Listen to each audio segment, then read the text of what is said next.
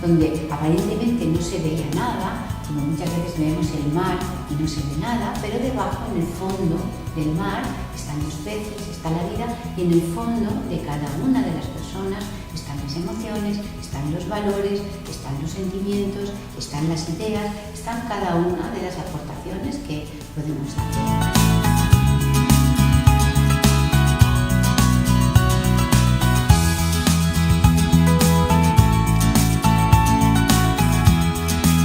A través de ese tipo de procesos, como al final llegamos a hacer obras de arte.